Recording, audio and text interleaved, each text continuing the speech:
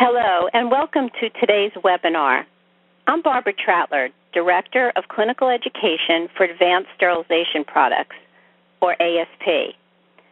Thank you for joining us for our 7th webinar titled ProMedica St. Luke's Hospital, Transitioning Our Endoscope Reprocessing to a Higher Standard of Care. We understand the FDA deadline to transition from the STERIS System 1, or SS1, by February 2012 is fast approaching and may be causing pressure for you and your facility. For many of you, it may also raise a lot of questions or concerns. Since learning from your peers' examples can be extremely helpful when navigating new territory, many of you have expressed interest in case studies demonstrating how others have successfully made the transition in their facilities. Previously, we shared the story of Memorial University Medical Center in Savannah, Georgia, which transitioned its instrument sterilization from the SS1 to terminal sterilization with the STERIS NX system. Today, we are excited to share the transition story of St. Luke's Hospital in Maui, Ohio, which prior to the FDA directive had been using SS1s for endoscope reprocessing. St. Luke's Hospital saw the FDA directive as an opportunity to transition to a higher standard of care for their endoscope reprocessing, both by eliminating their need for manual cleaning of endoscopes, does not eliminate bedside pre-cleaning, and ensuring reliable high-level disinfection. St. Luke's Hospital is a facility you can probably all relate to, a facility seeking to avoid downtime during an equipment transition. It is a busy hospital that performs more than 3,400 endoscopy and 700 cystoscopy procedures each year.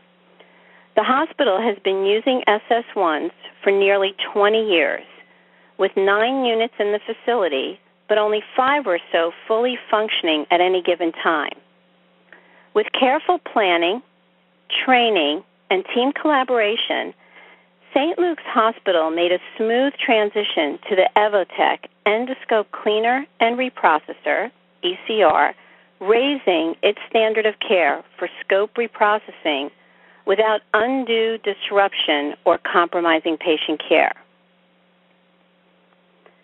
We hope the experiences shared by the St. Luke's Hospital staff will serve as useful guidance as you make informed decisions for your own facility.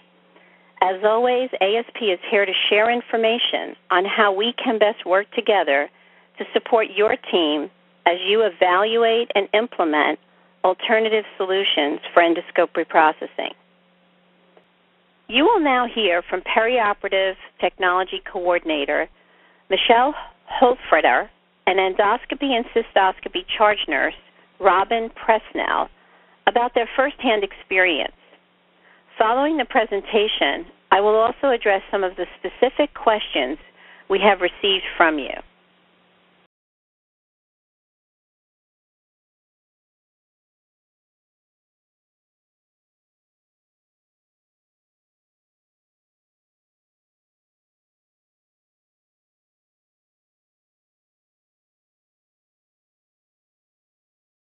The directive came from Robin, our endoscopy charge nurse, and she said, hey, the FDA is investigating this. There seems to be an issue that it's not producing a sterile product like we thought.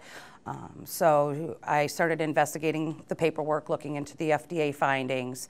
We made a point of making sure that senior leadership here at St. Luke's knew that there is a recall that will have a huge impact on our service and our quality of care that we will be giving to our endoscopy patients in the realm of caring for our scopes. Okay. FDA notice came out. It was obvious that we had a time frame. So as always, you want to be on the front curve of the time frame instead of the end curve. So we decided to make a plan, a strategic plan that included the entire hospital, from the boardroom to the facility management people and decided how long it was going to take and what we were going to do about it. So we had to narrow it down to 3 or 4 vendors that had a product that would produce the scopes in the way we wanted to do it. Then what we did is we brought them in, we compared them apples to apples as to what their products were, and EVOTECH came out on top. That's the key to the whole thing, is the pre-planning and deciding what you want as your end product. Here at St. Luke's, it was imperative that we not go back to soaking anything. Soaking comes with its own component of problems. Fumes, test strips, leakage, spillage. You don't want to go backward. We wanted to take this to the next step. We did not want to go from SS1 to soaking to the 3rd step.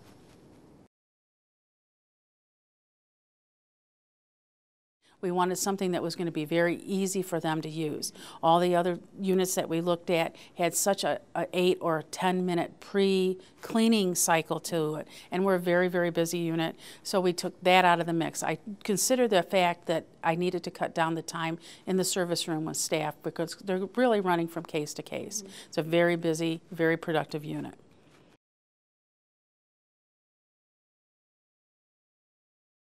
Some of the concerns were, is it really going to save us time? Is it going to take longer? Are there going to be breakdowns? Those are concerns with anything. Change is difficult, and you wanted something that was going to be seamlessly easy for the staff. And EVOTECH was that way. Once we had the education, once everybody felt comfortable with it, everybody got on board with it, we were comfortable, we could move along. We had no downtime because of it. We moved right from today we're using SS1, tomorrow we're using EVOTECH.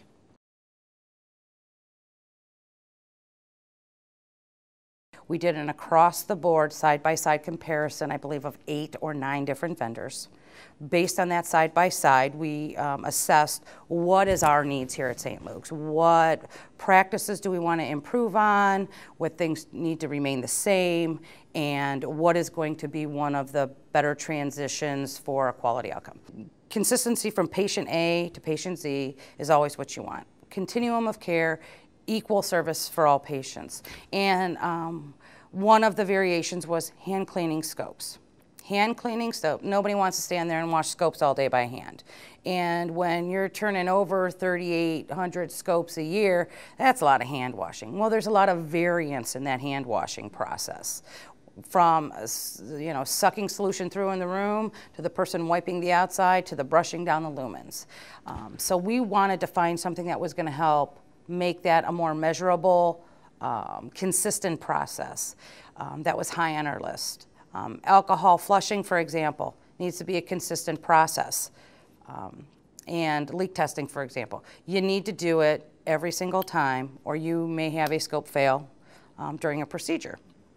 And when we compared what our key factors were, the high level disinfecting, washability, and the testing aspect of it, EVOTECH won that hands down.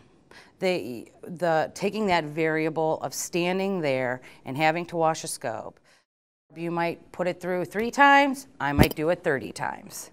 So the person who gets your scope is going to have a different level of cleanliness as the one that I've done. So that was one of our driving factors. Once we've made that decision, it was easy to go back to the Infection Control Committee and present the variables, what the standard of care that we expect out of our endoscopy unit, which has always been above standard.